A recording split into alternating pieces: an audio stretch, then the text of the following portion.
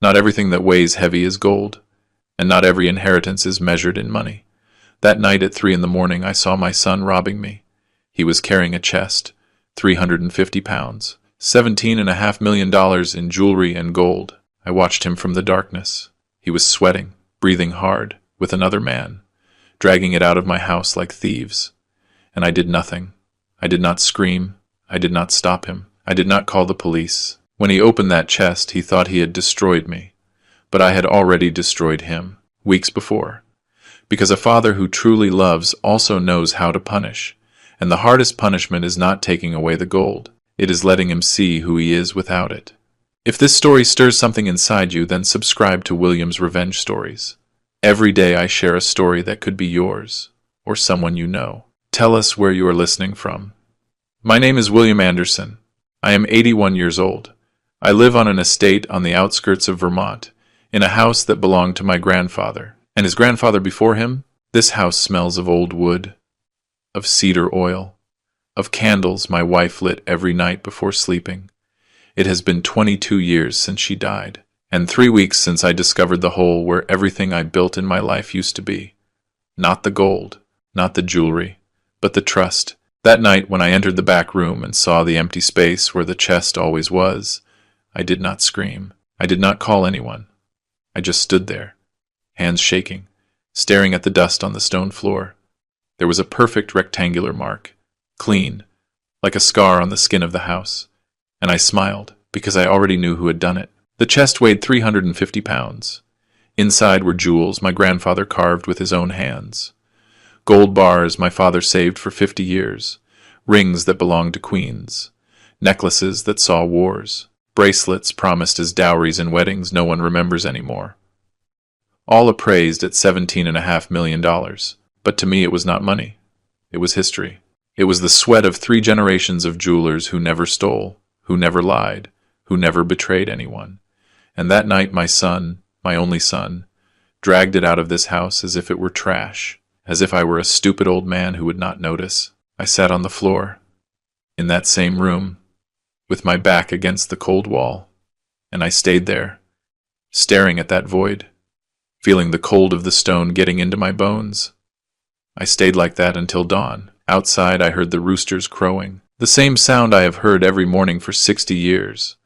But that morning it sounded different, like a lament, as if even the roosters knew what had happened. Florence, my housekeeper, arrived at 6 in the morning as always.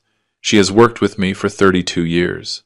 She was the one who raised my son when my wife got sick. She was the one who bathed him, who made him breakfast, who waited for him at the door when he came back from school. That morning she walked into the kitchen, put the water on to boil, and saw me sitting in the living room, still wearing the same clothes from the day before. The knees of my pants had dust on them. My hands were dirty. My face, I do not know how my face looked, but she looked at me and knew everything without me saying a word. Florence approached slowly, the way one approaches someone who is wounded. She put her hand on my shoulder, a wrinkled hand, warm, honest, and she asked in a low voice, almost a whisper, "He took it, didn't he?" I nodded. I could not speak. She closed her eyes. I saw her face crumble, how her wrinkles deepened, and she cried. She cried for me. She cried for that boy she raised who was now a thief. She cried for what had been lost. And I sat there, with cold hands and an empty soul. I let her cry, because she was crying tears I could no longer shed. Richard is my son. He is 48 years old. He lives in New York City, in an apartment that costs more than I earned in my entire life. He is a businessman, or so he says. He always comes in a suit, with a Swiss watch, with expensive cologne that smells like money and lies. But I know him. I know how he walks when he is nervous. I know how he looks away when he lies.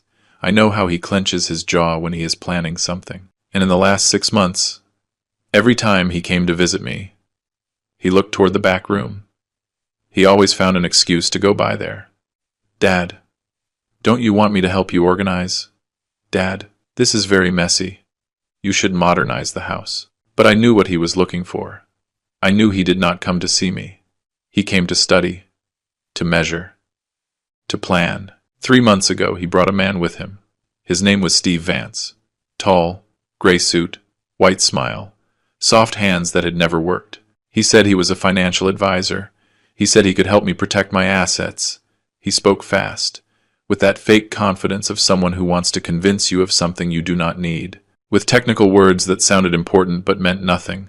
Mr. Anderson, with all due respect, you cannot keep a fortune like this stored in a house without alarms, without insurance, without real protection. It is a risk. I looked at him. Then I looked at my son, and I said with a calm voice, I have been guarding this for 60 years. I was never robbed. Nothing ever happened to me. Steve smiled, a smile that did not reach his eyes. Richard smiled too, but it was not a smile of relief. It was a smile of patience, as if they were waiting for the right moment, like two wolves watching an old lamb. My wife was named Helen. She died of cancer in 2003. She spent her last months in this same living room, sitting in that wicker chair that is still there. Looking at the garden, she liked seeing the roses. She said they reminded her that life goes on, even when the body shuts down. One day, shortly before dying, she took my hand. Her fingers were cold, so cold. She looked at me with those green eyes that made me fall in love when I was 20, and she said, William, do not give everything to Richard. Teach him to deserve it first. I did not understand. Why do you say that, honey? She squeezed my hand with the little strength she had left. Promise me. And I promised her. But when she died, and Richard was the only thing I had left. So I tried to trust. I tried to believe he was the good man I wanted him to be. But Helen was right. She was always right. The night of the robbery, Richard came with Camilla, his wife. They arrived late, close to 11 at night. They said they were passing through on their way to the coast, that they wanted to say hello. A lie. The coast is in the opposite direction. But I said nothing. We had dinner together. Florence had prepared lamb, Richard's favorite when he was a boy. But he barely tasted it. Camilla barely looked at me. She was always like that. Cold. Polite but cold.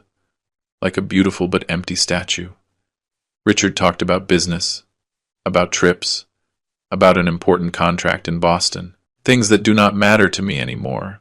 I just wanted him to stay a little longer, to ask me how I was, to talk about something real, about us, about before. But he did not. At midnight, they left. He hugged me at the door. A quick hug. Mechanical. He said, Get some rest, Dad. And I believed him. I went to sleep thinking that maybe, just maybe, there was still something of my son in there. How foolish I was. I woke up at 3 in the morning. I do not know why. Sometimes it happens. At my age, sleep is light. I heard a noise. It was not loud. It was like a scraping sound, a slow drag, something heavy moving across the wood floor. Then a soft thud. Another one. I got up. My heart was beating fast, not from fear, from something worse, from confirmation. I walked barefoot to the hallway. My feet made the old floorboards creak, but they did not hear me. They were focused. The door to the back room was ajar. There was a yellow light moving inside, a flashlight, and I saw a shadow, a silhouette I have known since he was born. The broad shoulders, the way he leaned, the way he moved his hands. Richard was there, with a flashlight in his hand, and behind him, another man, Steve. They were carrying the chest between the two of them, slowly, in silence, like thieves in the night. I stayed there, hiding behind the wall, in the darkness, watching my son rob me. I did not move a muscle. I did not breathe loud. I just watched. I saw how they grunted from the effort, how they coordinated without speaking, how they knew the way, as if they had practiced it. And maybe they did. Maybe they came other nights when I was sleeping, measuring, planning. I saw them pass in front of me, less than 10 feet away. So close I could smell Richard's expensive cologne, and something inside me died in that moment. It was not love, that had already died before. It was hope, the last hope that I had been wrong, that it was all a misunderstanding. But no, there he was, my son, carrying what he thought was my fortune, taking it out of my house, robbing me. They went out the back door. I heard the engine of a van. I heard them lifting the chest with a ramp, the noise of metal against metal, how they secured it with ropes, how they closed the doors with two dry slams, and then the engine drove away. The sound faded into the night until it disappeared, and everything remained silent. A heavy silence. Absolute. I stood there, in the middle of the dark living room, with cold hands, with a slow heart, and I thought, he did it. He really did it. But I did not cry, because in that moment, something inside me broke. It was not sadness. It was something deeper. It was the confirmation that the son I thought I had never existed. It was just an illusion, a dream, a lie I told myself for 48 years. The next morning, Florence arrived early as always. She found me sitting in the kitchen, with a cold coffee in my hand. I had not moved in hours. I was still wearing the same clothes. Dry eyes, a lost gaze. She came in, saw me, and knew. "Mr. Anderson," she said with a broken voice. I raised my hand. "I know, Florence, I know." My voice sounded strange, hollow, as if it came from very far away. She sat in front of me. Her eyes were red. She had cried at her house. I knew it. "Are you going to call the police?" I shook my head. Slowly. "Not yet." She frowned. "Why?" And I looked her in the eyes. "Because first I want him to know what he did. I want him to open that chest. I want him to see what is inside. And when he sees it, he is going to understand who I am." Florence looked at me without understanding. I had not told her the plan yet. There was no plan yet. There was only rage, and justice, and a decision cold as steel. That same afternoon, when the sun started to set over the hills, I called Elijah Ford. He is my friend of more than 50 years. We were workshop partners. We learned the trade together. We grew old together. We buried our parents together. We celebrated births. We mourned deaths. I told him what happened, every detail.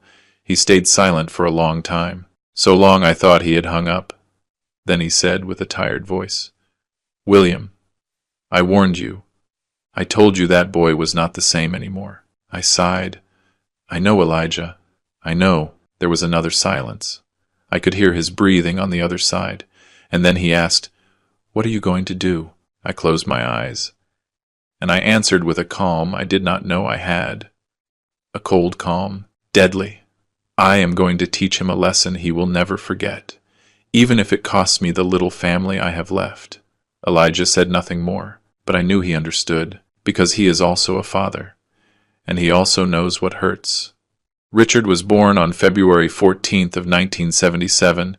It snowed that day in Vermont, something rare for that time of year.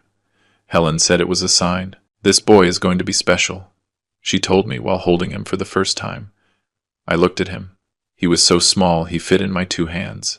He had his eyes closed, red skin, wet black hair, and when I touched him, he opened his eyes and looked at me, and I felt something I had never felt before. It was not just love. It was responsibility. It was a promise. It was the certainty that this boy was going to do everything I could not be. I hugged him, and I whispered, "I am going to take care of you, always." The first years were beautiful. Richard grew fast. He learned to walk before he was 1, to speak before 2. He was smart, curious, always asking why. He spent his afternoons with me in the workshop. I worked the jewels on the wooden table, with the loop in my eye, with the tweezers in my hand. He sat on a little stool beside me. He watched me in silence, as if he were watching magic. One day, when he was 5 years old, he asked me, "Dad, why does gold shine?" I stopped working. I looked at him, and I said, "Because it is pure sun, because it has nothing fake inside." He smiled, and I thought he understood. When he was 8, Richard helped me clean the tools. I taught him to polish, to organize, to respect each piece as if it were sacred. "This is not just gold, Richard. This is history. This is family." He nodded, and it seemed like he felt it. One Saturday he came running to the workshop with a drawing. It was a ring, rough, childish, but with details that surprised me. "Dad, When I grow up, I am going to make rings like you. I knelt in front of him, put my hands on his shoulders. And you are going to be better than me, son. Much better. He hugged me, and I closed my eyes, feeling his heart beat against my chest. That day, I thought I had done everything right. But Helen started getting sick when Richard was 12. At first it was something mild, tiredness, pains. But then came the tests, the doctors, the words we did not want to hear. Cancer, advanced, inoperable. Richard changed. He became quieter, more distant.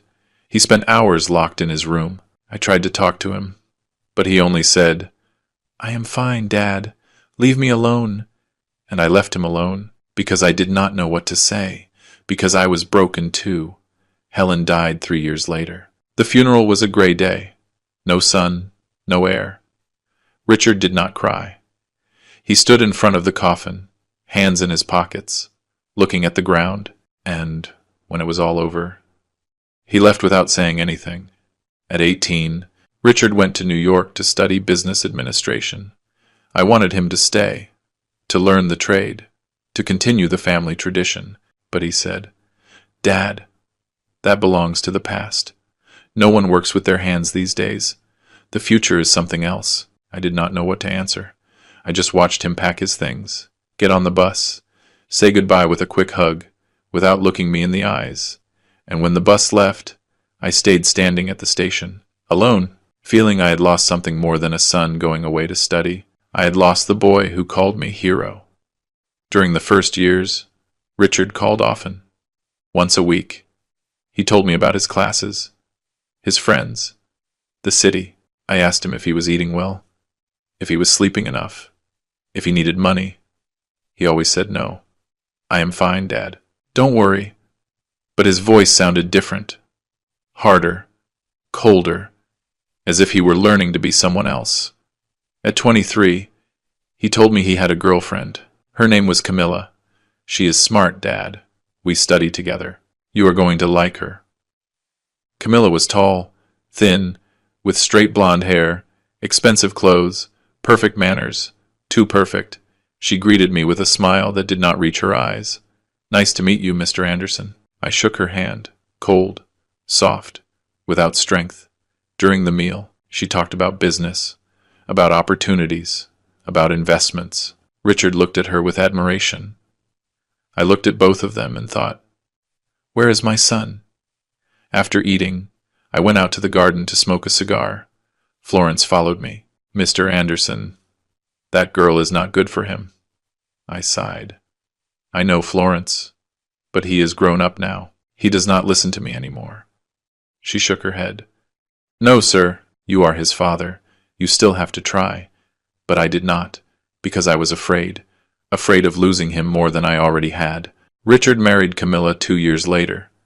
It was a big wedding, in New York, at an elegant hotel with people I did not know. I went alone. I sat in the first row. I saw my son say, "I do," with a smile that seemed practiced. I saw Camilla look at him with eyes that did not shine with love, but with ambition. And when the ceremony ended, Richard hugged me. "Thanks for coming, Dad."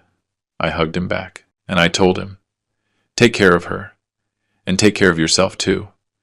But he was no longer listening to me. Years passed. Richard visited less and less, once a year, if that, always in a rush, always with excuses. "Dad, I have a lot of work. Dad, I have to travel." I understood, or that is what I told myself. But the truth is, it hurt. It hurt sitting in that big empty house, waiting for a call that never came. It hurt seeing the photos of when he was a boy, smiling, happy, and comparing them with the man he was now. One day, Elijah came to visit me. He found me looking at an old photo. "What are you looking at, William?" I sighed. "My son, before he got lost." Elijah put his hand on my shoulder. "There is still time. While you are alive, there is time." 2 years ago, Richard started coming more often. At first I thought he had changed, that maybe he had reflected, that maybe he wanted to recover what we had lost. But then I noticed something. He always asked about the chest. "Dad, do you still have it there? Dad, When was the last time you checked it? Dad, have you thought about putting it in a bank? I tried to change the subject, but he insisted. And every time he left, I stayed with that strange feeling in my chest. That feeling that something was wrong, that my son was not coming for me. He was coming for something else. Iris, my granddaughter, was the only one who noticed. She is 23 years old. She studies art history in Boston. She is just like Helen. The same green eyes, the same soft smile, the same huge heart. One day she came to visit me. We were drinking tea in the garden when she told me, "Grandpa, you trust my dad?" I looked at her, surprised. "Why do you ask me that?" She looked down. "Because I don't. I haven't for a long time." I felt a chill on my back. "Iris." She interrupted me. "And I know when he lies. And lately, he lies a lot." I said nothing, because I knew she was right, and because I could no longer deny it. 2 months before Richard brought Steve to my house, I turned 80. 80, a number that weighs heavy. That marks you. That reminds you that time runs out. Helen always said, "Birthdays are for being with who you love." And that day I only wanted one thing, that my son would come. Nothing else. No gifts, no parties. Just him. A week before I called him. "Richard, Saturday I turn 80. Can you come?" There was a silence. "Dad, let me check my schedule. I'll confirm." He hung up. And I waited, but he did not confirm. Not that day, not the next, nor the next, and I kept waiting. Because a father always waits. On Friday, one day before my birthday, I called him again. "Richard, are you coming tomorrow?" He sighed, as if I were a bother. "Dad, tomorrow I have an important meeting. I don't know if I can." I swallowed hard. "Son, you only turn 80 once in a life." He stayed quiet. "I know, Dad. Let me see what I can do. I'll call you later." He hung up. He did not call. That night I sat in the kitchen until late. Florence saw me and asked, "Mr. Anderson, are you okay?" I forced a smile. "Yes, Florence. I'm just tired." A lie. I was not tired. I was broken. Because I knew that tomorrow I was going to turn 80, and no one was going to come. Saturday dawned with sun. A beautiful day. I got up early, took a shower, put on the shirt Helen gave me years ago. The one she said made me look elegant. I went down to the kitchen. Florence was already there. She had baked a cake. Small, simple, but made with love. "Happy birthday, Mr. Anderson." I hugged her. "Thank you, Florence. Thank you for remembering." She had tears in her eyes. How could I not remember? We put the cake on the table. But we did not cut it because I was still waiting. Waiting for the phone to ring. Waiting for Richard to call. Waiting for him to say, "Dad, I am on my way." Hours passed. 9 in the morning, 10, 11. The phone did not ring. At noon, Florence set the table, with the good plates, with the silverware, the same ones we used when Helen was alive, just in case he comes, she told me. I nodded. We sat down. We ate in silence. Richard's chair was empty. Helen's chair too. And I, sitting there, looking at those 2 empty spaces, felt something I had never felt. It was not sadness. It was loneliness. A loneliness so big, so deep, that it hurt physically, like a fist squeezing my chest. Florence looked at me, not knowing what to say, because there was nothing to say. Words do not fill empty chairs. At 3 in the afternoon, the phone rang. I ran, as if I were 20 years old. "Richard?" It was Iris. "Grandpa, happy birthday. Forgive me that I could not go. I have exams at the university. But I send you a huge hug." I smiled. "Thank you, sweetie." "Don't worry," she hesitated. "Grandpa, is my dad there with you?" I looked at the empty table. "No, sweetie. He did not come." There was a long silence. "And did he call at least?" I closed my eyes. "No." Iris sighed with anger. "I cannot believe he is so. Grandpa, I am sorry. I am so sorry." I swallowed the lump in my throat. "It is okay, sweetie. I am fine." A lie. I was not fine. But a father does not burden his grandchildren with his pain. That afternoon I went out to the garden. I sat on the stone bench, the same one where Helen used to sit to watch the roses. The sun was starting to set. There was a beautiful silence. Birds singing. Soft wind. Everything was perfect. Except me. I was broken. I looked at my cell phone. Nothing. Not a message. Not a missed call. Nothing. My son had forgotten my birthday. Or worse, he had not forgotten. He simply did not care. And that second option hurt more, because forgetting is human, but ignoring is a choice. And Richard chose to ignore me on the day I turned 80. On the day that maybe, just maybe, could be one of the last ones. At 7 in the evening, Florence brought the cake with a candle. "Mr. Anderson, you have to blow out the candle and make a wish." I looked at her. "And what am I going to wish for, Florence?" She sat beside me. "Whatever your heart wants." I looked at the candle, the small flame dancing with the wind, and I thought about what to wish. I thought about Helen, that I wished she were alive. I thought about Richard, that I wished he were the son he used to be. But then I thought about me, and I realized that the only thing I wanted was to stop hurting, to stop waiting for something that was never going to arrive. I blew out the candle, and the wish I made was the saddest of my life. May I have the strength to accept that my son no longer loves me. That night, at 11, when I had already given up, the phone rang. It was Richard. "Dad, happy birthday. Sorry for calling late. I had a horrible day. Meetings all day." His voice sounded tired, but not regretful. I said nothing. "Dad, are you there?" I took a deep breath. "Yes, Richard. I am here, waiting for you. All day. Waiting for you." He stayed quiet. "Dad, I already told you I had meetings."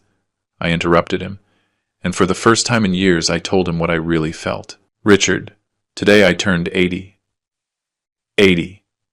And you did not come. You did not even call on time. And I was here. Alone, looking at the door, waiting." He sighed, annoyed. "Dad, don't exaggerate. It is just a birthday." And there, in that sentence, I knew everything. "It is just a birthday," I repeated slowly. "You are right, son. It is just a birthday. Just like I am just your father. Just like it was only my wife who raised you. Just like it is only the house where you grew up." My voice trembled. Not from weakness, from contained rage. "Richard, your mother died 22 years ago, and since then you are the only thing I have left. The only thing. And today, the day I turned 80, you did not come, not because you couldn't, but because you didn't want to." He tried to interrupt. "Dad." But I continued, "And the worst part is not that you didn't come. The worst part is that you didn't care. That for you I am just a birthday, something that can be forgotten, something that is not worth the effort." I hung up, and I cried. I cried like I hadn't in years. Florence, who had heard everything from the kitchen, came and hugged me. She said nothing. She just held me while I cried. And in that hug, I understood something. He was a stranger with my last name, a man who called me Dad, but who did not know what that word means. And that night, on my 80th birthday, something died inside me. It was not love. That had already died before. It was hope, the last hope, that maybe someday he would return to be who he was. That night I understood that he was not going to return, that the boy who hugged me in the workshop, who called me hero, who drew me under a yellow sun, that boy was dead, and in his place remained a man who forgot birthdays, who ignored his father, who only came when he needed something. The next day, Sunday, a package arrived. It was from Richard, a big box. I opened it. Inside was an expensive watch, shiny, with a card. "Happy birthday, Dad. Sorry I couldn't go. Here I send you something so you remember me." I looked at the watch, cold, soulless, bought in a rush, probably at the airport, to soothe his guilt, and I put it in a drawer, because I did not need a watch to remember him. I needed a son. And that, no matter how much money he spent, he could not buy. That afternoon Elijah came to visit me. Happy birthday, belated. William. He brought me a bottle of old wine. We sat in the garden, and I told him everything. When I finished, he shook his head. That boy is lost. I nodded. And I can no longer save him, Elijah. I can no longer. After my forgotten birthday, after the conversation with Iris, I tried to convince myself I was exaggerating. They are just suspicions. I told myself, he hasn't done anything bad. But the following weeks proved me wrong. Richard started calling me more often, sometimes 3 times a week. But the conversations were strange, brief, cold. How are you, Dad? And before I could answer well, he was already changing the subject. Hey, Dad. That insurance I mentioned, did you think about it? I sighed. Richard. He got impatient. It's just that you don't understand. In this day and age, keeping things like that in a house is crazy. And he hung up, without saying goodbye, leaving me with the phone in my hand and an emptiness in my chest. One afternoon in October, Richard arrived without warning. He had a folder under his arm. Dad, I brought you information. Look at it. They were brochures from security companies, from banks, from armored deposits, all with the logo of Steve Vance's company. I glanced at them without interest. Richard, I don't need this. He hit the table with his open hand. Not hard, but it was enough for Florence, who was in the kitchen, to poke her head out. It's just that you are stubborn, he shouted. What is going to happen if they rob you? If something happens to you, that chest has to be protected. I looked straight at him. Protected from whom, Richard? He stayed quiet. He went pale.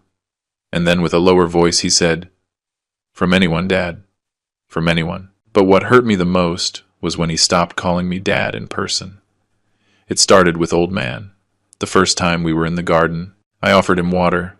No, Old Man, I already drank. I froze. I thought I had heard wrong. What did you say? He didn't even flinch. What? I did not insist. But that word stuck in me like a splinter. The second time was worse. We were arguing again about the chest. He raised his voice. Old Man, understand once and for all. You are no longer fit to take care of those things. I got up from the chair. I looked him straight in the eyes. Don't call me that again. He laughed. A dry laugh. Humorless. Like that. Old man is what you are, Dad. Old and stubborn. That night I did not eat dinner. I stayed seated in the dark living room, with my hands on my knees, staring at the wall. Florence entered slowly, with a bowl of soup. Mr. Anderson, you have to eat something. I shook my head. She left the bowl on the table and sat beside me. That boy is not the same anymore. I nodded. I know. She put her wrinkled hand on mine. You don't have to put up with this. He is your son. Yes. But you also deserve respect. I swallowed hard. And what do I do, Florence? Lose him forever? She sighed. Mr. Anderson, maybe you already lost him. And maybe what you have to do now is take care of yourself. Days later, Florence told me something that froze my blood. Mr. Anderson, forgive me for what I am going to tell you, but I have to do it. I looked at her. Tell me. She lowered her voice. That man, Steve, the one who came with your son a few weeks ago. I saw him again. He was alone, outside the house. I went out to sweep the front, and there he was, across the street, with his cell phone in his hand. When he saw me, he walked fast toward a car. But before leaving, I saw him pass by the back door. He crouched down and was looking at the lock. I felt like I couldn't breathe. When was that? She looked down. 4 days ago. I didn't want to scare you, but I had to tell you. That same afternoon, I checked all the doors, all the windows, the locks, the bolts. Everything was fine, but I no longer felt safe. I felt watched, spied on, as if someone were studying my house, measuring my steps, waiting for the exact moment. I called Elijah. William, you have to do something, he told me. You cannot stay there waiting for the worst to happen. I did not know what to do. I did not want to believe it. I did not want to accept that my son, my own blood, was planning to rob me. But all the signs were there, and I could no longer ignore them. Iris came to visit me again one Sunday. This time she brought lunch. We ate in the garden. She looked at me with concern. "Grandpa, I see you very tired." I forced a smile. "I am fine, sweetie." She put down her fork. "No, Grandpa, you are not fine. I know you. Something is happening to you." I sighed. I didn't want to worry her, but she insisted. "Is it my dad again?"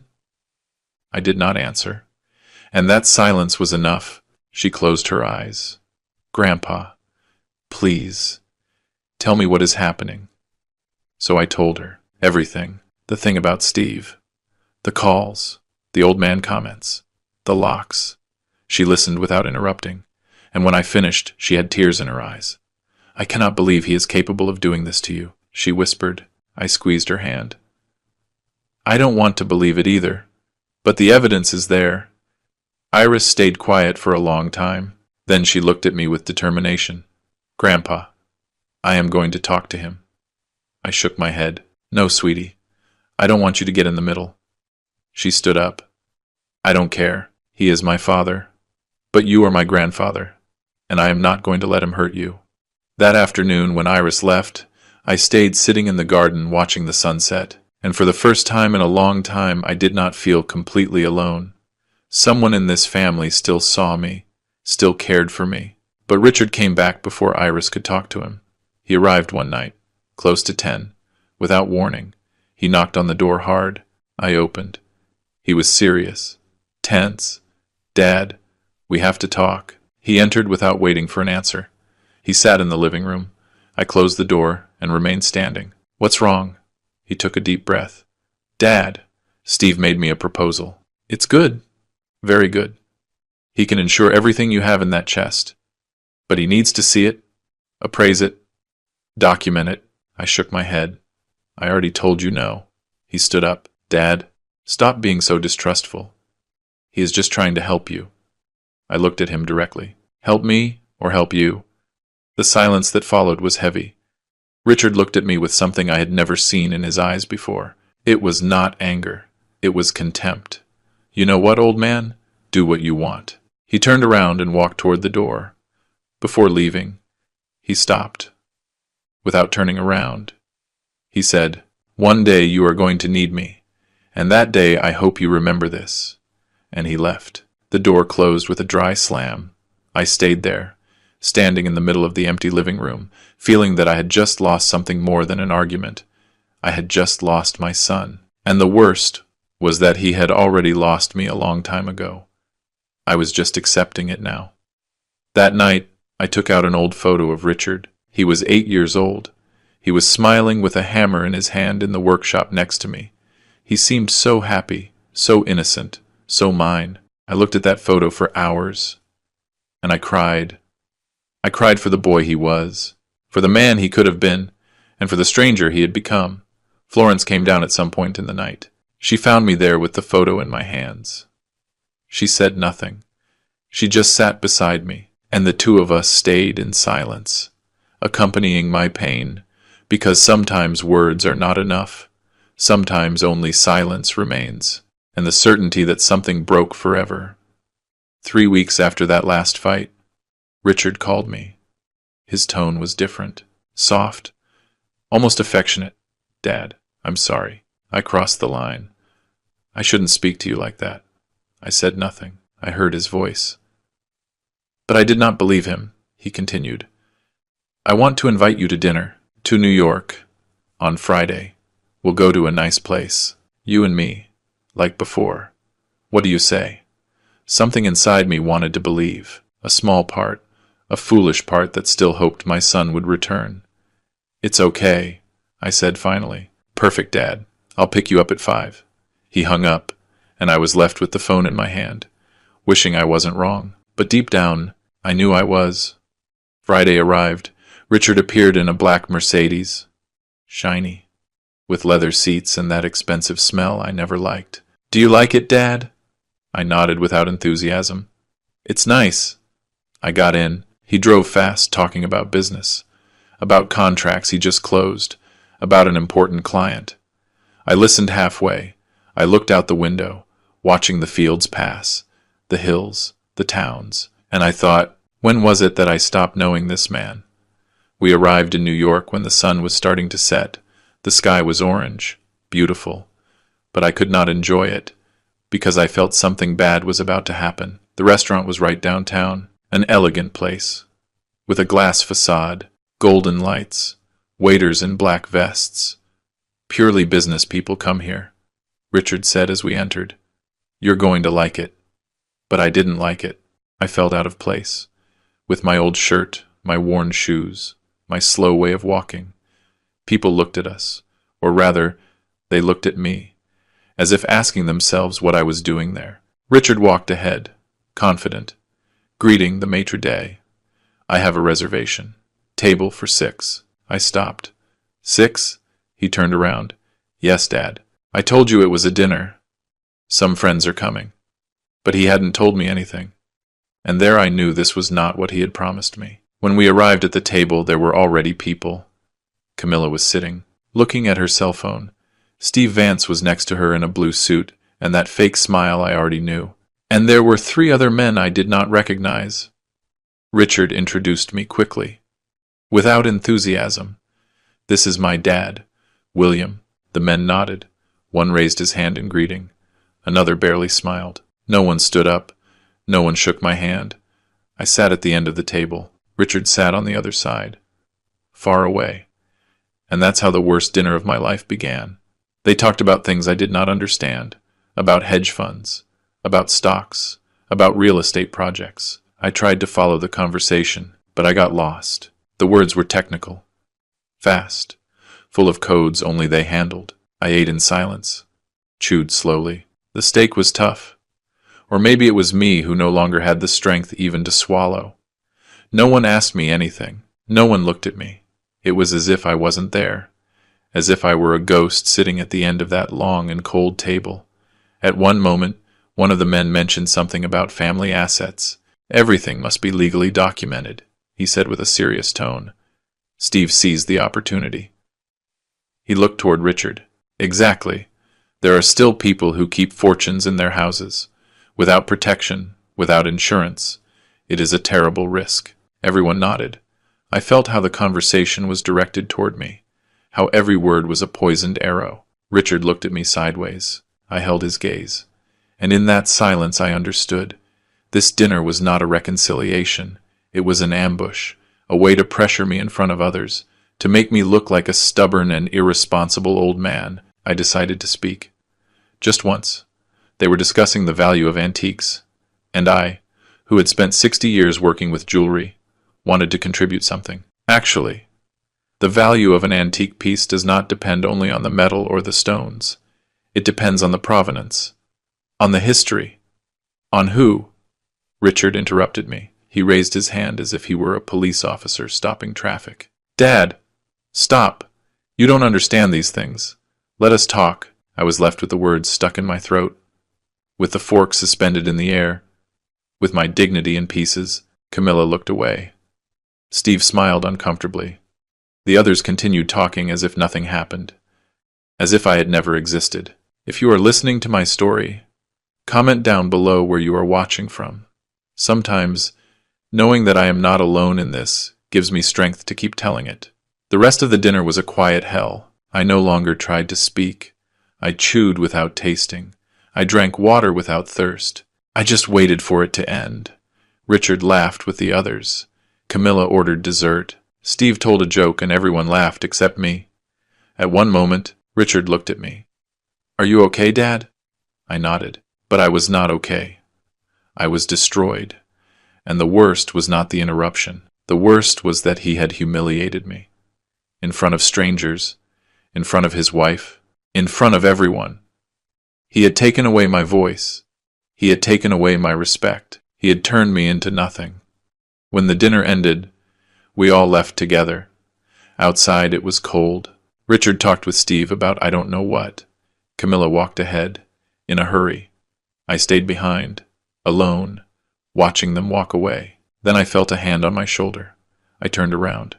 It was an older man, about 60 years old, with a gray beard and tired eyes. Mr. Anderson? I nodded. I am Evan Burns. I worked with your son 5 years ago. He shook my hand. Nice to meet you. He looked toward where Richard was. Then he looked at me. And, with a low voice, almost a whisper, he said, "Be careful with your son. He did the same to me before sinking me. Do not trust him. And trust that guy Steve even less." I froze. What happened? Evan shook his head. I don't have time. But investigate. Ask around. Richard has debts. Many. And he is desperate. Before I could ask more, he left. Walked fast. Disappeared among the people. Richard came toward me. Who was that? I shrugged. He confused me with someone. Richard looked at me suspiciously, but did not insist. Well, Dad, I'll take you to the station. Tomorrow I have meetings early. I can't drive you to Vermont. And there I understood another thing. He wasn't even going to drive me back. He was going to leave me alone. As always. The return trip by train was the longest of my life. I sat by the window. I watched the darkness outside. The lights of the towns passed fast. The people in the car slept, read, talked. I just watched my reflection in the glass, and I saw a tired old man, humiliated, betrayed by his own son. I arrived in Vermont past midnight. I walked to the taxi stand. The cold air hit my face, and I cried. There, standing in the middle of the empty street, with hands in my pockets, I cried like I hadn't done in years, because that night I understood something. My son did not love me. Maybe he never did, and I had to accept it, even if it killed me inside. The day after returning from New York, I did not leave bed until noon. Florence knocked on the door several times. Is Mr. Anderson okay? I did not answer. I just looked at the ceiling, feeling the weight of the humiliation still fresh. Finally, I got up, showered, dressed, went down to the kitchen. The phone rang. It was Justice Roberts, the family lawyer, a man of 67, serious, correct, who had handled my father's papers and now mine. Mr. Anderson, I need to speak with you. It is urgent. His tone worried me. Tell me, Justice. There was a long pause. I prefer to tell you in person. Can I come by this afternoon? I accepted, and I spent the rest of the day with a knot in my stomach, knowing that what was coming was not going to be good. Justice arrived at 5 in the afternoon. He brought his old leather briefcase, the same one he used since I met him. We sat in the living room. Florence brought us coffee. He waited for her to leave. Then he took a deep breath. Mr. Anderson, what I am going to tell you is delicate. Very delicate. I nodded. Tell me. He opened the briefcase. He took out some papers, but did not show them. Your son Richard came to my office yesterday, without warning. He entered as if he had the right, and he asked me for something no one has asked me in 40 years of profession. My heart started beating faster. What did he ask for? Justice looked me straight in the eyes. He asked to see your will. I felt as if I had been hit in the chest. My will? Justice nodded. I told him it was impossible, that those documents are private, confidential, that only you can authorize their viewing.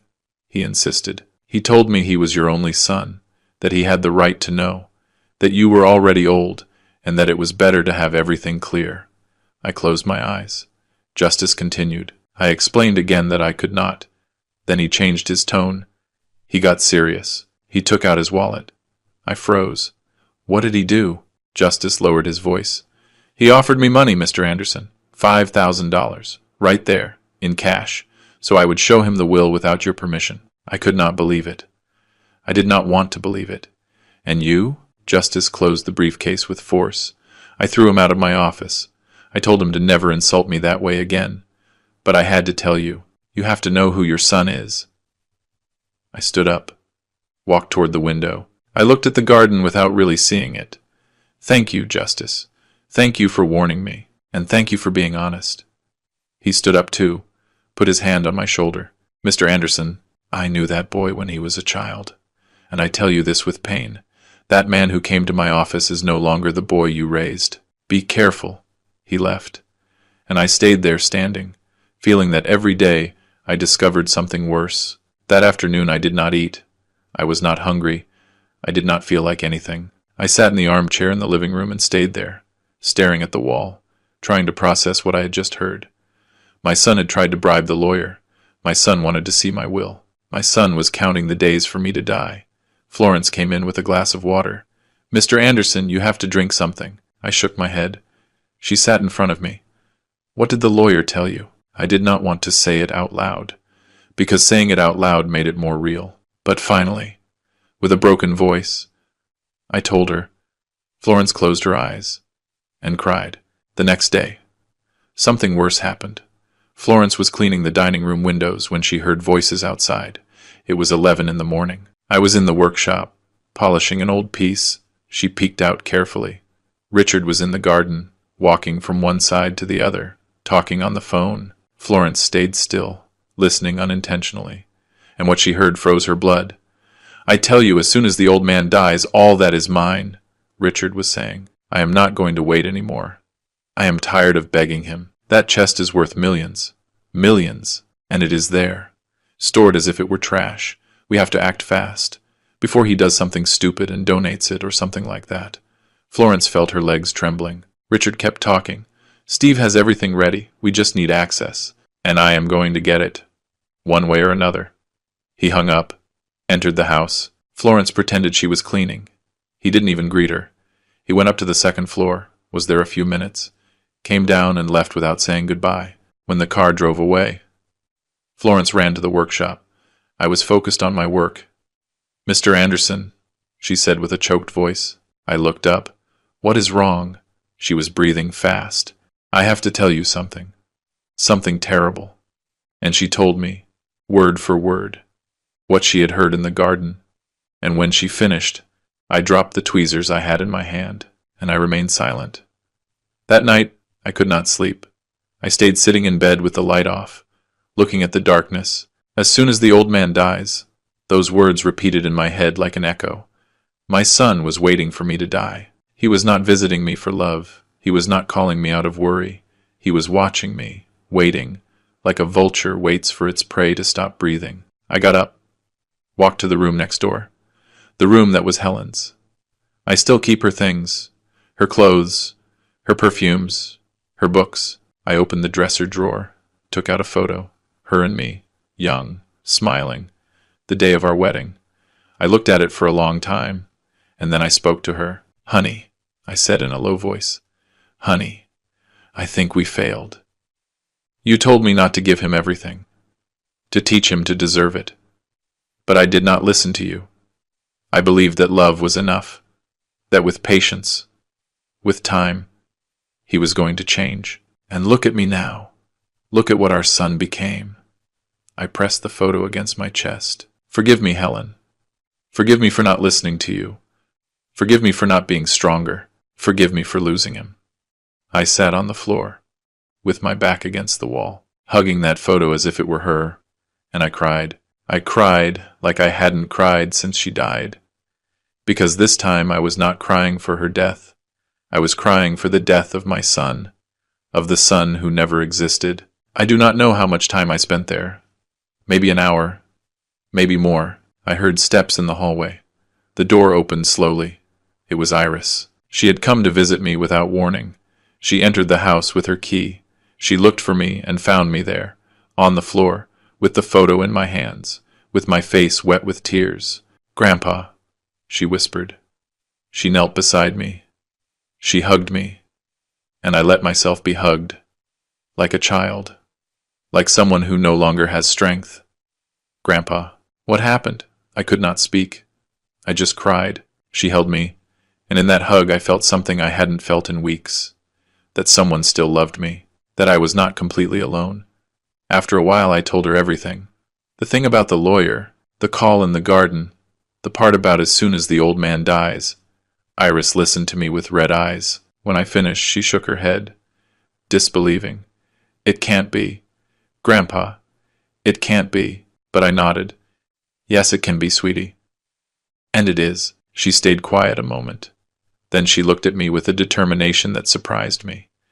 "Grandpa, you are not going to let him do this to you. You are not going to stay quiet waiting for him to rob you. You have to do something." I sighed. "And what am I going to do?"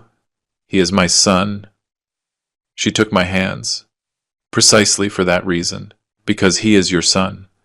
And because what he is doing is not what a son does, it is what a thief does. And thieves have to learn. That night something changed inside me. I stopped being the victim, and I started to be the one who makes decisions. After Iris left that night, I stayed alone in the house. Florence had gone to her room. Everything was silent. But in my head there was a thunder. Richard's words did not stop repeating. As soon as the old man dies, all that is mine. I walked through the empty house, through the workshop, through the living room, through the garden under the moon, and in every corner I saw ghosts. I saw the boy he was, the man he could have been, and the thief he had become. I sat on the garden stairs, the same ones where he sat as a child eating bread with oil, and I cried again. But this time the tears were not of sadness. They were of rage. I entered the house. I went up to the second floor, opened the door to Richard's room, the room where he grew up, where he slept until he was 18. I still keep some of his things, school trophies, childhood photos, a drawing he made for me when he was 6, me, him, and Helen, holding hands under a yellow sun. I took it. I looked at it, and I felt something break inside me. That boy in the drawing no longer existed. Maybe he never existed. Maybe it was always an illusion of mine, wanting to see goodness where there was only ambition, wanting to see love where there was only interest. I tore the drawing, in 2, in 4, in small pieces, and I let them fall to the floor. I went down to the kitchen. It was 3 in the morning. I made coffee. I sat at the table, and I thought, what am I going to do? I could report him now, but without proof he would say I was crazy. I could confront him, but he would lie, like he always did. I could wait for him to rob me, and then report him, but that would make me a victim, and I did not want to be a victim anymore. I wanted to be the one who controls, the one who decides, the one who teaches. And then something in my mind cleared up, cold, calculating. An idea started to form, slow, but perfect. I took out an old notebook, a pen. I started to write, plan. I wrote the word and underlined it twice. Step 1. Make exact replicas of every piece in the chest. Step 2. Swap the real content for the replicas. Step 3. Send the real jewelry out of the country. Step 4. Let Richard steal the chest. Step 5. Report him publicly. Step 6. Wait for him to try to sell the pieces and discover they are fake. I reread what I had written, and I smiled. It was not a smile of happiness. It was a smile of war, because this was no longer about forgiving. It was about teaching, and the best lessons hurt. But then I thought about Helen, about what she would tell me if she were alive. William, he is your son. And I would answer her, not anymore, honey. Not anymore. Because a son does not wait for his father's death. A son does not bribe lawyers. A son does not call the man who gave him life old man. Richard had stopped being my son the day he chose gold over me, and I, finally, had to accept it, no matter how much it hurt, no matter how much it destroyed me. I had to accept that the son I loved died a long time ago. At 5 in the morning I made a decision. I was going to try one last time, one last chance. I was going to call Richard. I was going to tell him everything. No filters, no fear. I was going to put the truth in his face. And if after that he still chose the same path, then I would execute the plan without guilt, without remorse. I picked up the phone. I dialed his number. It rang once, twice, 3 times. Dad, what happened? It is 5 in the morning. His voice sounded annoyed. I took a deep breath. Richard, I have to talk to you. It is important. There was a silence. Dad, I can't right now. I am sleeping. Call me later. And he hung up, just like that. Without more. Without asking if I was okay. Without worrying. And there, in that click of the phone, everything was confirmed. I dialed again. This time he did not answer. I dialed again. Voicemail. Richard, I said in the message, I know what you are planning. I know you want that chest. I know you are waiting for me to die. And I want you to know something. That chest is never going to be yours. Never. Because a son who waits for his father's death deserves nothing. Absolutely nothing. I hung up, and I waited. 1 hour, 2, nothing. Richard did not call back. He did not write. Nothing. And that nothing was the clearest answer I could receive. He had chosen, and so had I.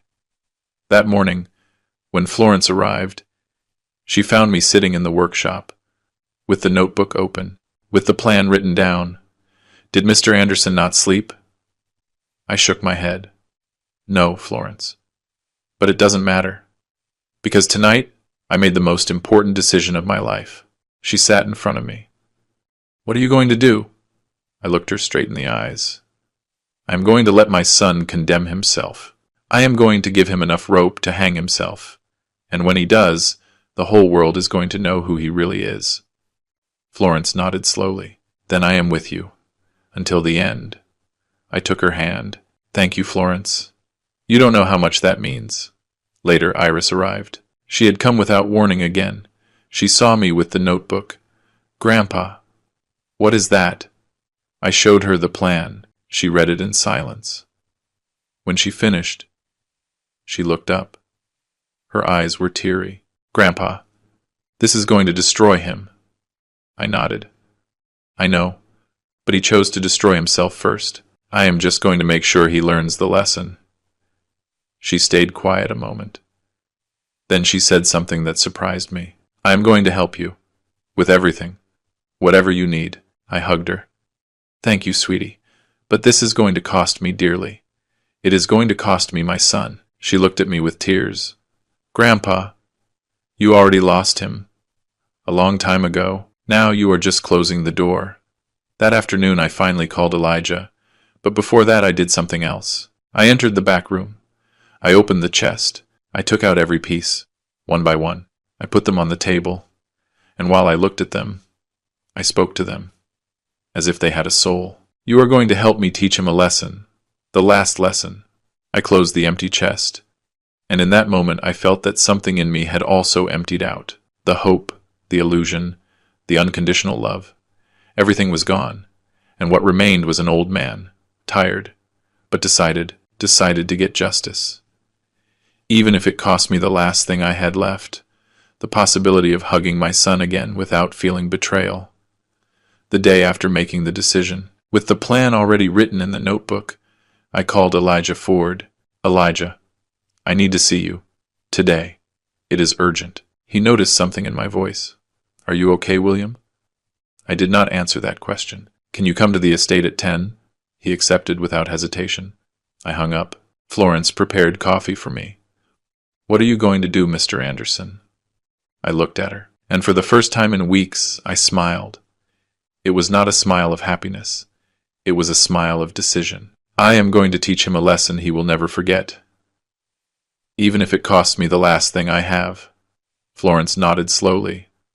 Then count on me. Iris had slept at the house. She came down the stairs. Grandpa, I want to help too. The three of us looked at each other. And there, in that old kitchen, the plan was formed. Elijah arrived on time. He brought his straw hat, his plaid shirt, his worried face. We sat in the workshop. I closed the door. Elijah, I need you to do something for me. Something I have never asked you. He took off his hat. Tell me. I took a deep breath. I need you to make me exact replicas of every piece I have in the chest, every bar, every jewel, every ring, everything. Elijah looked at me as if he didn't understand. Replicas. I nodded. He frowned. William, what for? I looked him straight in the eyes. To let my son rob me, but so he doesn't steal what he thinks. The silence was long. Elijah leaned back in the chair, and then slowly he began to understand. Are you saying that? I interrupted him. Yes, I am going to substitute all the real content for replicas. The true jewels I am going to send away, to a safe place, and I am going to let Richard take the chest. But when he opens it, when he tries to sell it, he is going to discover that everything is fake, and there he is going to understand who I am. Elijah stayed quiet a moment. Then he sighed. William, that is brilliant. And painful. I nodded. I know, but it is the only thing I can do. If I call the police now, he is going to say it is a lie, that I am old, that I am paranoid. I need proof. I need him to condemn himself. Elijah shook my hand. Count on me. That same afternoon we opened the chest. Iris, Florence, Elijah and I. We put everything on the workshop table. Antique jewelry, rings with emeralds, pearl necklaces, pure gold bars. Everything shone under the light. Iris watched with eyes wide open. Grandpa, I had never seen all this together. I nodded. This is 3 generations of work. This is history. And your father thinks he can take it as if it meant nothing. Elijah took measurements. He took photos, made sketches. It is going to take me 2 weeks, he said. But I am going to make the best replicas of my life. They are going to look real. Only an expert with special equipment will be able to tell the difference. I hugged him. Thank you, friend. Thank you for not judging me. Iris stood looking at everything. Then she looked at me. Grandpa, are you sure about this? He is your son. I interrupted her softly. For that very reason, sweetie. Because he is my son. Because if I don't teach him now, he is never going to learn. And he is going to end up destroying himself. I can no longer save him. But maybe I can prevent him from getting more lost. She had tears in her eyes. And what if after this he never speaks to you again? I smiled with sadness. Sweetie, he already doesn't speak to me. He only uses me, and I prefer him to hate me knowing the truth, than to use me believing I am a fool. She hugged me and cried on my shoulder. I admire you so much, Grandpa. I kissed her forehead. And I admire you, my child, for staying by my side. During the following 2 weeks, Elijah worked day and night. He came early, left late, melted metals, carved fake stones, aged new pieces so they looked antique. He was an artist, a master. I helped him when I could. Sometimes Iris came after classes and brought us food. Florence watched the house, warned if Richard appeared. Everything was secret. Everything was precise. One afternoon, while Elijah polished a fake ring, he told me, You know, William, I never thought I was going to do something like this. Replicas to deceive a thief. And even less, if that thief is your son. I sighed. I didn't think I would reach this point either. But here we are. He nodded. Here we are. Finally, the replicas were ready. Elijah brought them in a wooden box. We put them on the table. They were perfect. Identical. They shone the same. Weighed similar. Only an expert with lab equipment could notice that the gold was not pure, that the emeralds were glass, that the pearls were fake. Elijah, this is a work of art, I told him. He smiled tiredly. It is the best thing I have done in my life. And the saddest, too. I paid him. He did not want to accept. This is for friendship.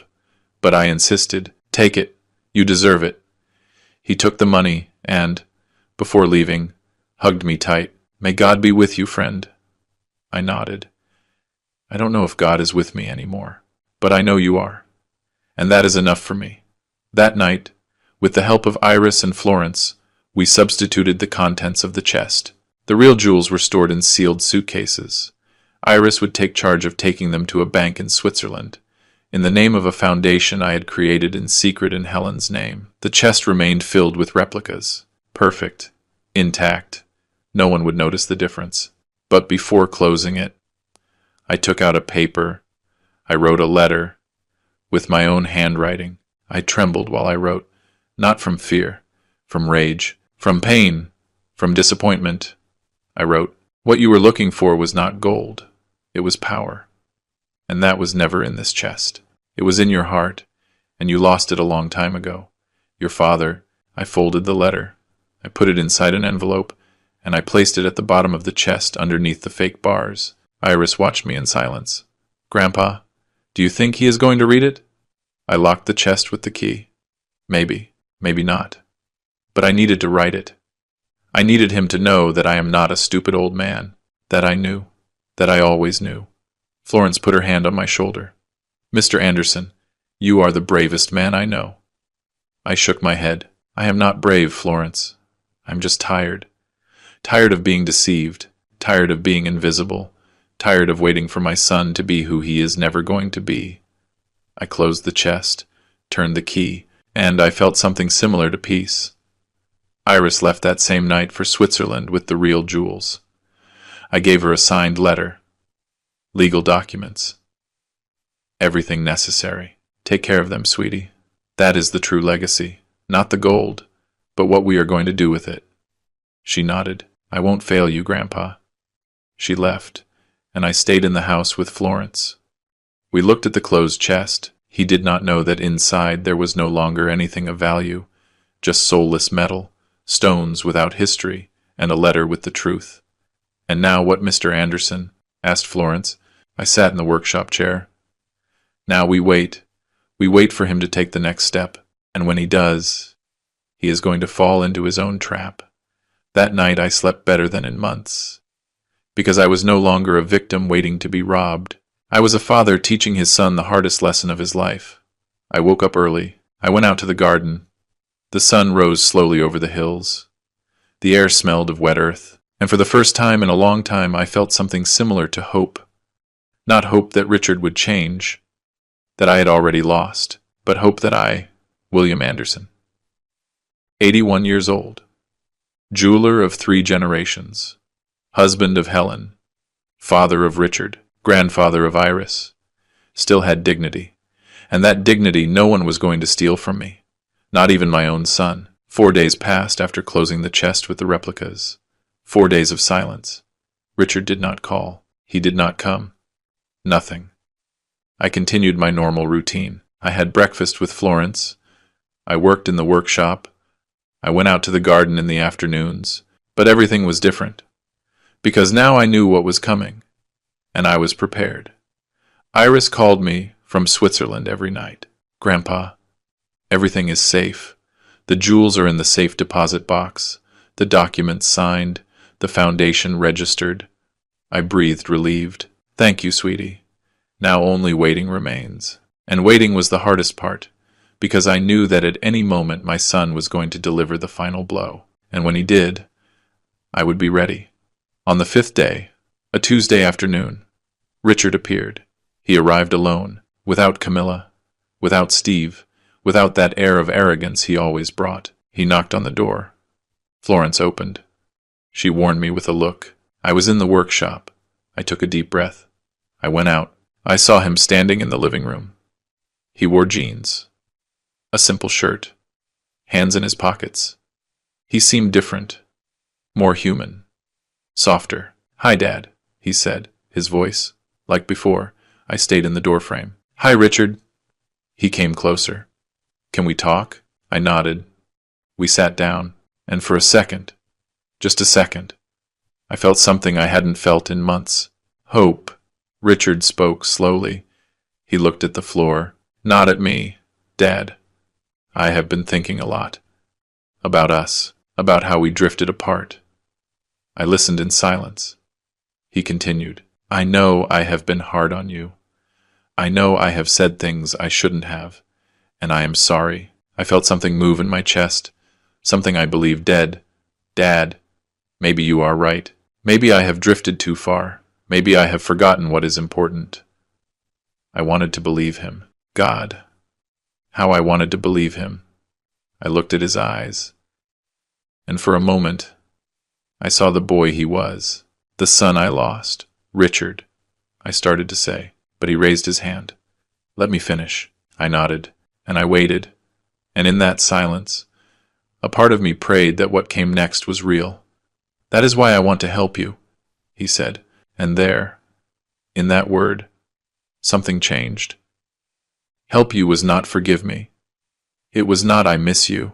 It was something else. He kept talking.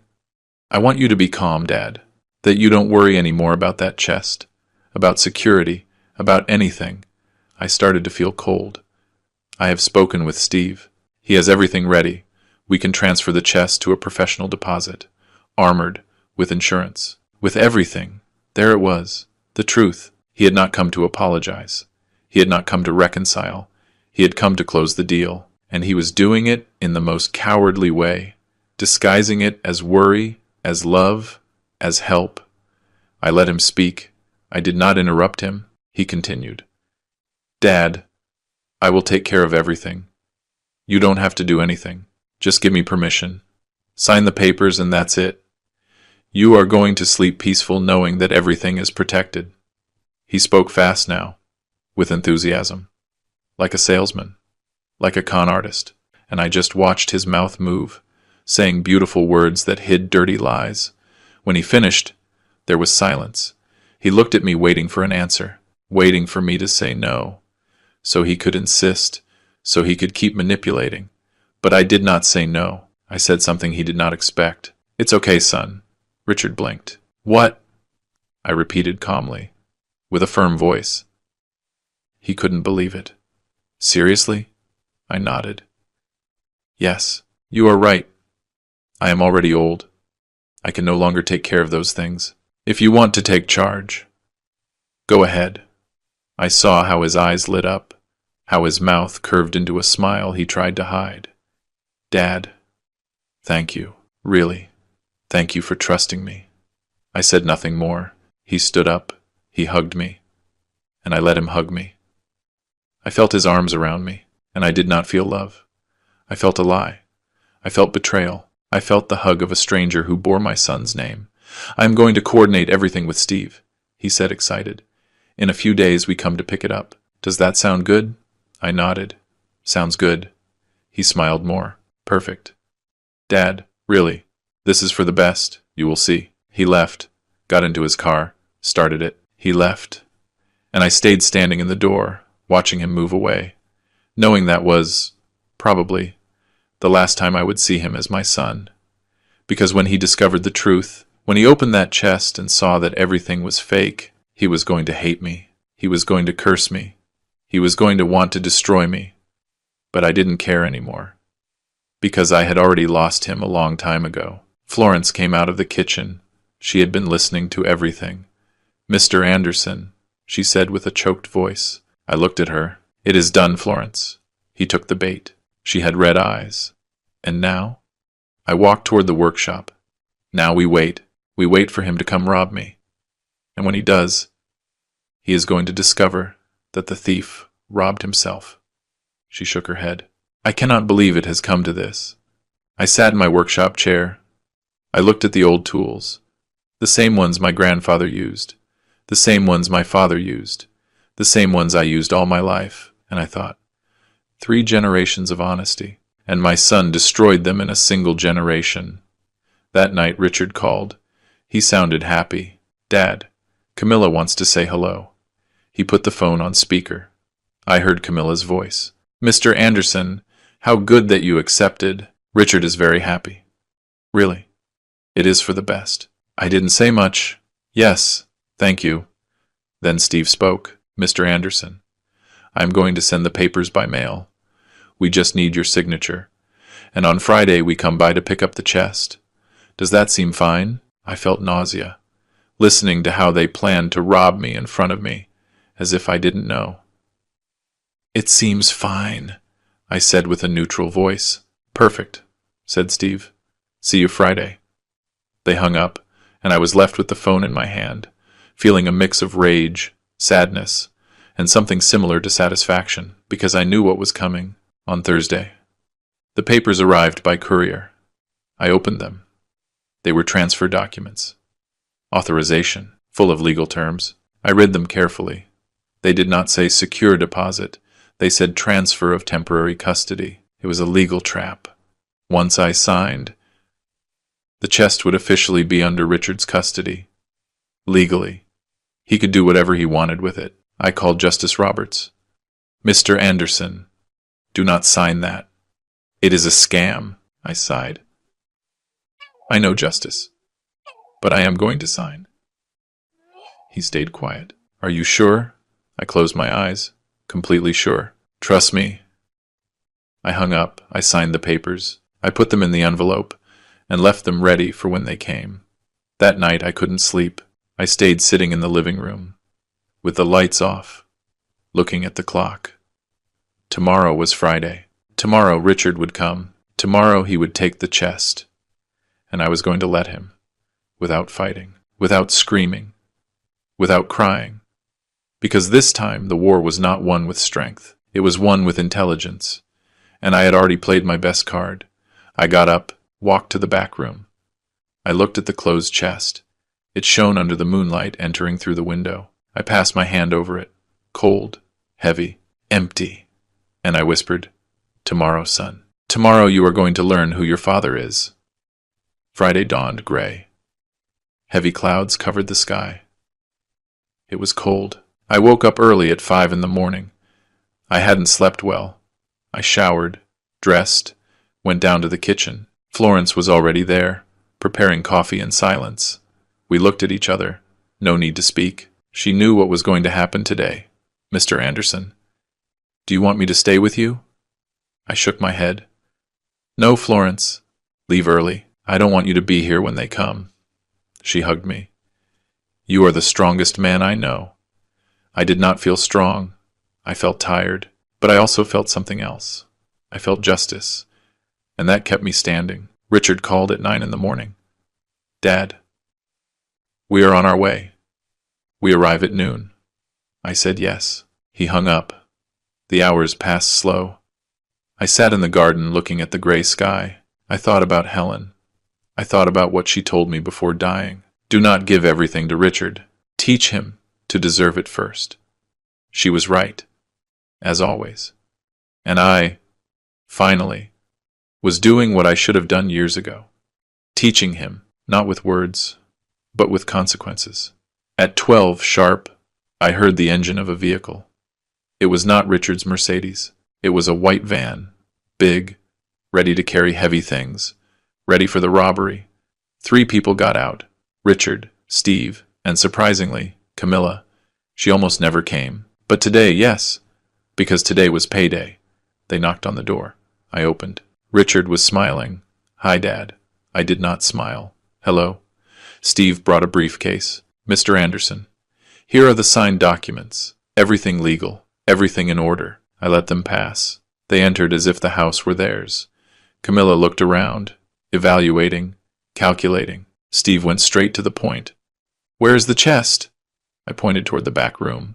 "There." Richard put his hand on my shoulder. "Thanks, Dad.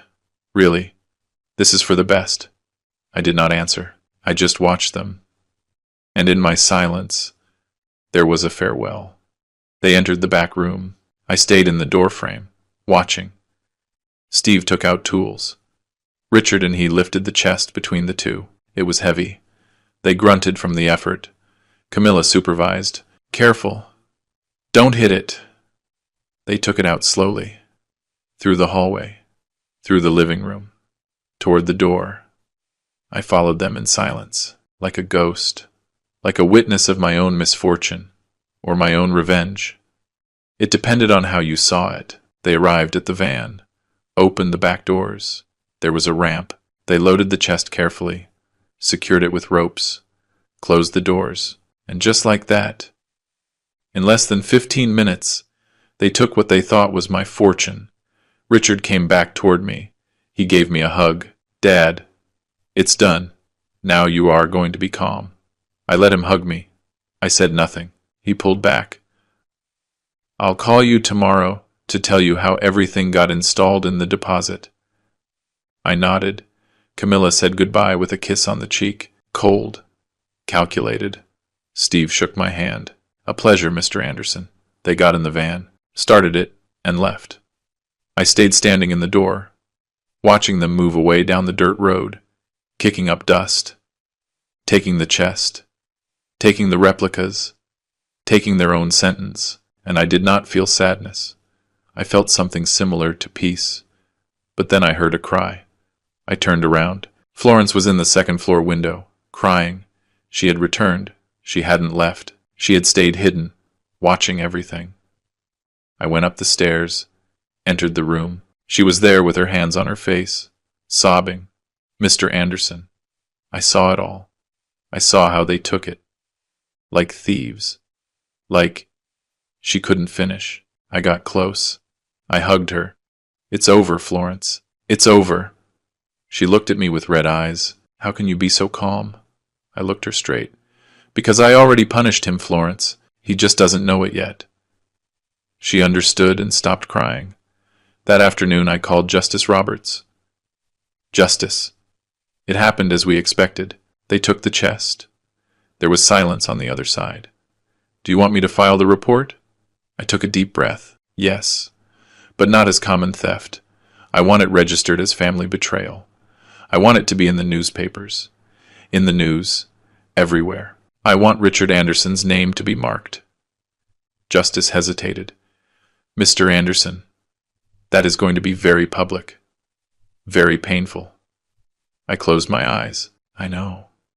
But it is necessary. Because if I don't do it, he is going to keep believing he can do whatever he wants without consequences. And that has to end. Justice sighed. Understood. Tomorrow, first thing I file the report. That night was the longest of my life. Not because I was afraid, but because I knew what was coming. Richard was going to open the chest. He was going to try to sell the pieces. And at some moment in the next few days he was going to discover that everything was fake, and there his world was going to crumble. I sat in the dark living room, looked at Helen's photo that is always on the mantel, and spoke to her. Honey, I did it. I did what you asked me. I taught him. I don't know if he is going to learn, but at least I tried. The moon entered through the window. The house was silent. And I, for the first time in months, felt in control. I was no longer the victim. I was the judge. And the verdict was already given. The next day, Saturday morning, Justice filed the report.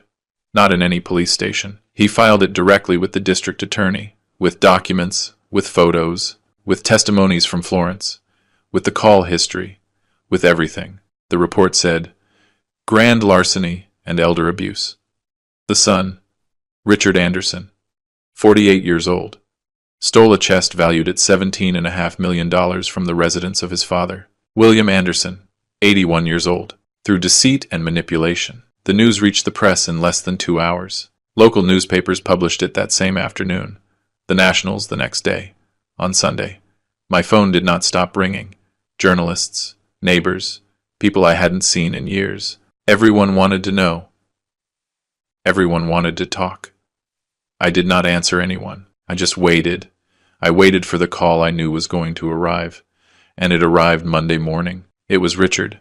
His voice sounded desperate. Dad, what did you do? Everyone says I robbed you. This is crazy. I listened in silence. He shouted, Dad, I only wanted to help you. I didn't rob you. The chest is safe. It is in the deposit like we agreed. I waited for him to shut up.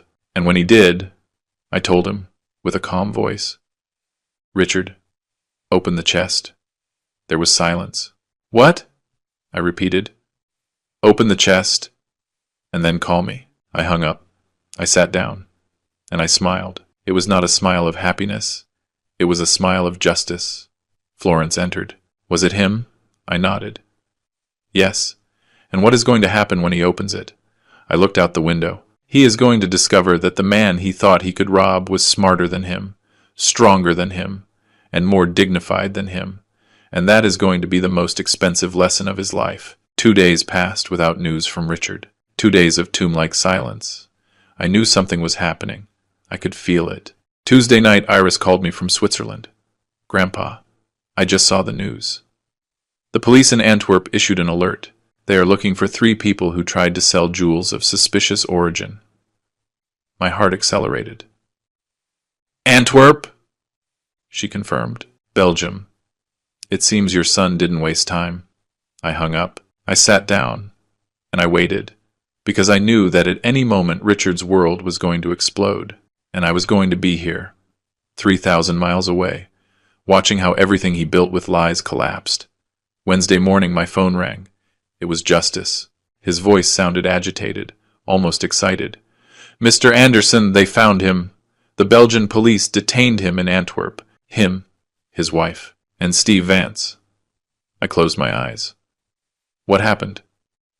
They tried to sell the pieces in the Diamond District. It is the biggest jewel market in Europe. They entered a prestigious appraisal house, a place where millions move. The appraiser, a man named Meneer Van Houten, specialist with 50 years of experience, examined the pieces. He paused. "And?" I asked, although I already knew the answer. He said everything was fake. Justice continued telling me the details the police had given him. Van Houten put the first piece under the microscope, a bar that claimed to be pure gold. He weighed it, scratched it, subjected it to a chemical test, and in less than 5 minutes he looked up and said, "This is brass plated in gold. Fake." Richard went pale. Steve started sweating. Camilla stood paralyzed. "Impossible!" shouted Richard. "Check them all." Van Houten took out another piece, an emerald necklace, looked at them with the loupe, did a refraction test, and sentenced, "Dyed glass. Fake." One by one, he examined every piece, every ring, every bracelet, every bar, and all, absolutely all, were perfect replicas, but without value. Richard lost control. Continued Justice. He started screaming, "My father tricked me. That old man tricked me." Van Houten frowned. He asked him where he had gotten those pieces. Richard, in his desperation, told the truth. "From my father's house, in America. They are mine by inheritance." But Van Houten already knew. He had already seen the news in the international papers. The case of the son who stole the father's fortune. He called the police. In less than 10 minutes, 3 patrols arrived. They surrounded the place. Richard tried to flee. Steve, too.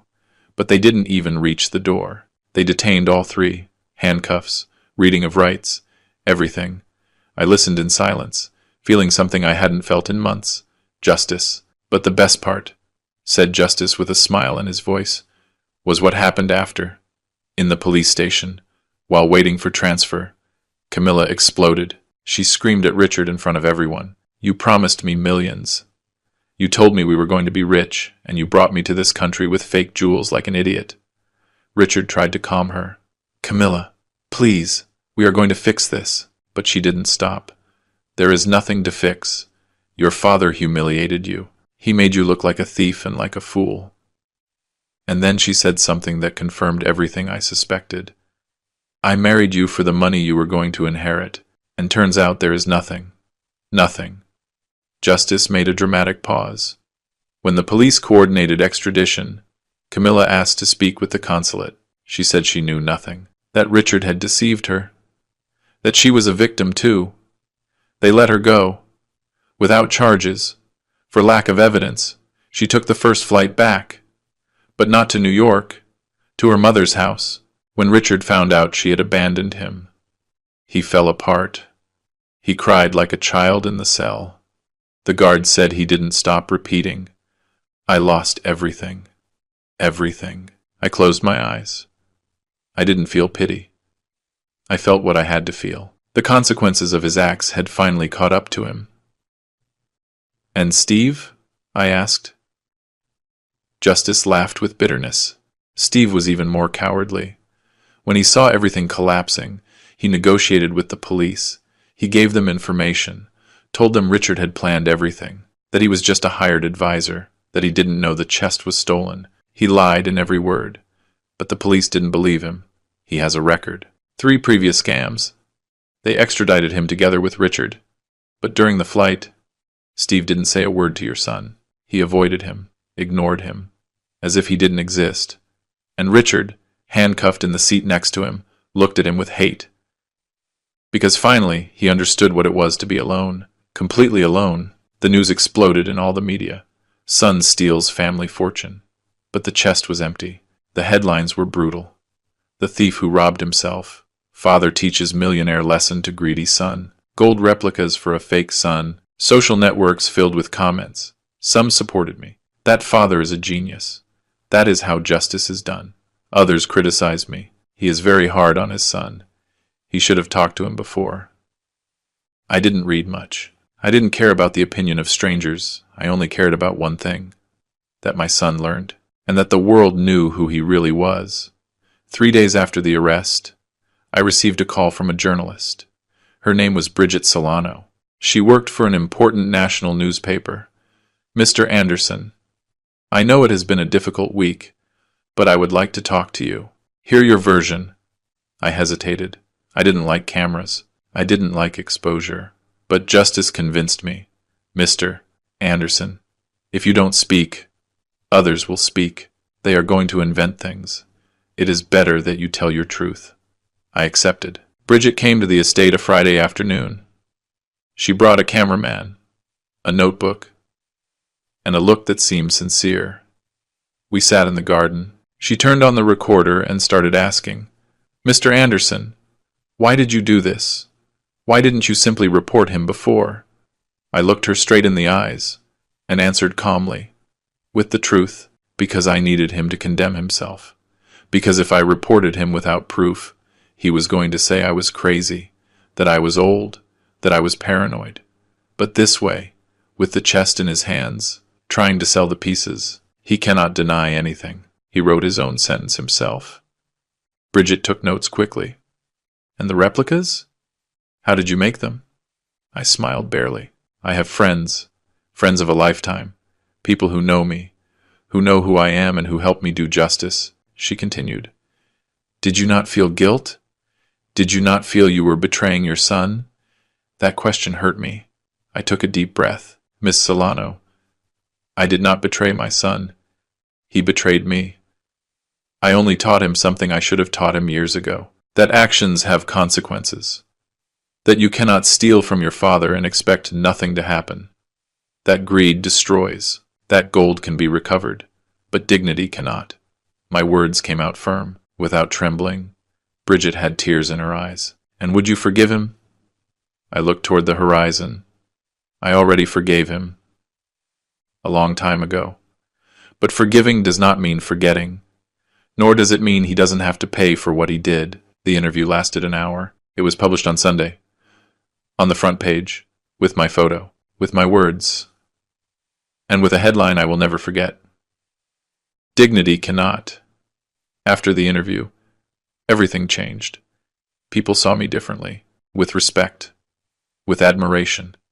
Neighbors who hadn't spoken to me in years came to greet me. Strangers stopped me on the street. Mr. Anderson, what you did was brave. I did not feel brave. I felt tired, but I also felt something else.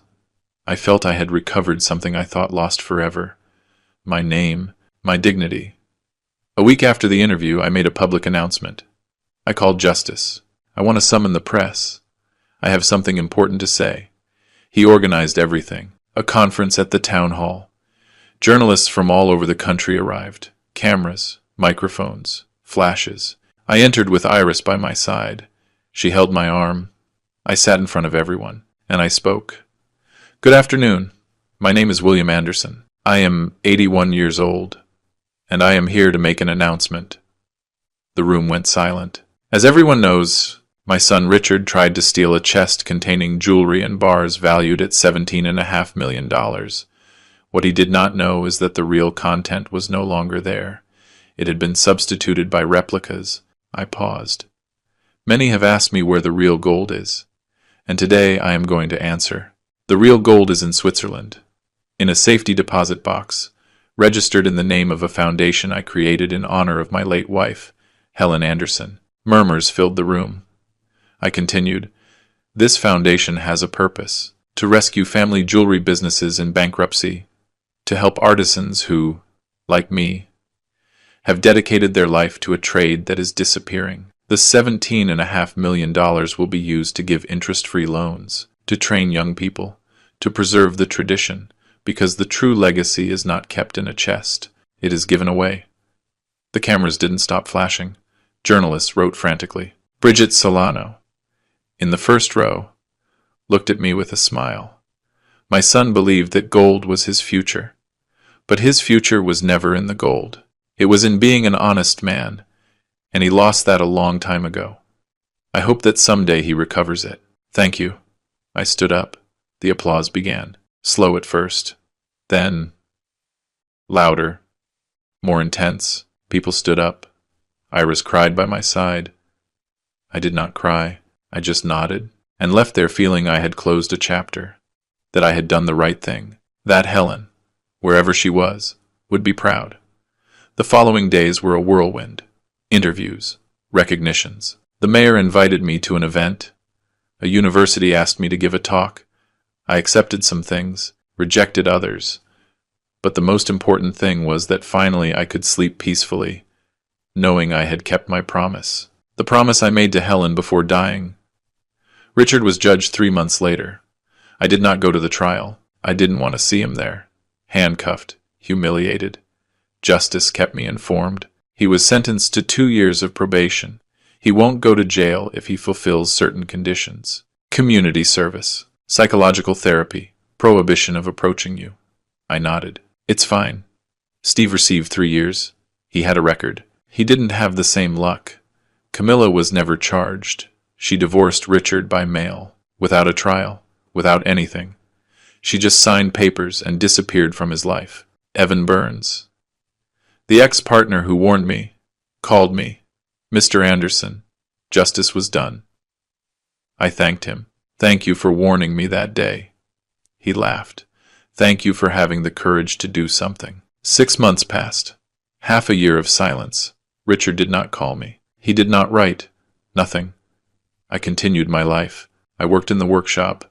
Iris visited me often. The foundation started working. We helped 5 jewelry stores. Gave scholarships to 10 young people. Helen's name was on every plaque, on every document, and I felt that. Somehow, she was still alive. One Saturday afternoon, while I was pruning the roses in the garden, I heard the noise of a car. I looked up. It was an old taxi. It stopped in front of the house. The door opened, and Richard got out. He was thin, pale, with a messy beard. Simple clothes. He no longer wore Swiss watches or expensive suits. He seemed broken. He walked slowly toward me. I left the pruning shears on the table. I said nothing. He stopped a few feet away. We looked at each other in silence. A heavy silence full of everything that had happened. "Dad," he said finally. His voice sounded different. Soft. Broken. I did not answer. He took another step. "Dad, I come to ask for forgiveness." And then he did something I never thought he would do. He knelt.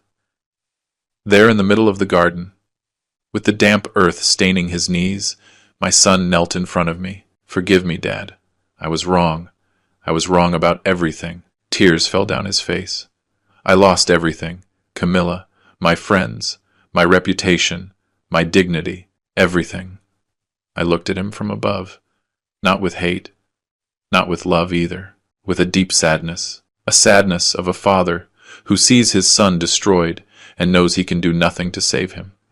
"Dad, please, say something. Scream at me, hit me, whatever. But don't look at me like that." I crouched down, got to his level. I looked him straight in the eyes. "Son, I forgave you a long time ago, since before you took the chest, because I knew you were going to do it, and because I also knew this was going to happen." He sobbed. "Then, do you forgive me?" I sighed. "I forgive you, but there is something I cannot give back to you." He looked at me confused. "What, Dad?" I put my hand on his shoulder. "Your name, that you lost on your own." Richard closed his eyes. He understood. "Your name, Richard, is no longer the same. When people hear it, they are going to remember what you did, the betrayal, the theft, the greed, and that I cannot erase. Only you can erase that." He kept crying. "How, Dad? How do I recover it?" I stood up, offered him my hand. He took it. I helped him stand up. "Don't ask me for forgiveness, son. Ask yourself. Forgive yourself for what you were, and start doing what you could have been. Work, help, build, and maybe someday, when someone hears your name, they think of something good. But I'm not going to see that. That you are going to have to do alone." Richard hugged me. Tight, desperate. Like when he was a child and was afraid, I let him hug me. But I didn't hug him back, because something inside me was already broken, and I couldn't pretend everything was fine. He pulled away, wiped his tears. "Thanks, Dad, for everything, for the lesson, for not giving up on me." I nodded. "Take care, son." He walked toward the taxi. Before getting in, he turned around. Are you ever going to be able to look at me like before? I took a deep breath, and I told him the truth. I don't know, Richard. Honestly, I don't know. He nodded, got in the taxi, and left. I stayed standing there, in the middle of the garden, watching the car move away. And for the first time, I didn't feel pain. I felt relief, because, finally, after so much time, I had spoken my truth. A few weeks later, Iris came to visit me. But this time, she didn't come alone. She brought her son, my great-grandson, a 3-year-old boy, with huge eyes and a mischievous smile. His name was Matthew. He ran toward me with open arms. "Grandpa Will!" I picked him up. I hugged him, and I felt something I hadn't felt in a long time. Hope. Iris looked at me with tenderness. "Grandpa." So pure. "Yes, sweetie. When he is old enough to understand, I am going to tell him that true gold is not kept, it is given away, that fortunes are lost. But dignity, if you take care of it, is forever." Iris hugged me. The three of us stayed there, in the garden, under the sun, and I knew that, despite everything, despite the pain, despite the betrayal, something good had come out of this. I had recovered my name, and that no one could take away from me. And you? Have you ever trusted someone who betrayed you? Did you have the courage to do something about it? Or did you stay quiet waiting for time to heal the wounds? Sometimes, the people we love most are the ones who hurt us most, and that hurts. It hurts like nothing else in the world. But it also teaches us. It teaches us who we are. It teaches us what we are willing to tolerate. And it teaches us that dignity is the only thing we truly possess. If this story touched your heart, leave me a comment down below. Tell me where you are listening from. Tell me if you ever lived something similar. And if these stories of life, of pain, of justice, move you as much as me. Subscribe. Every day, I share a new story. A story that could be yours, or someone you know. See you in the next story. Have a great day, or a great night, wherever you are.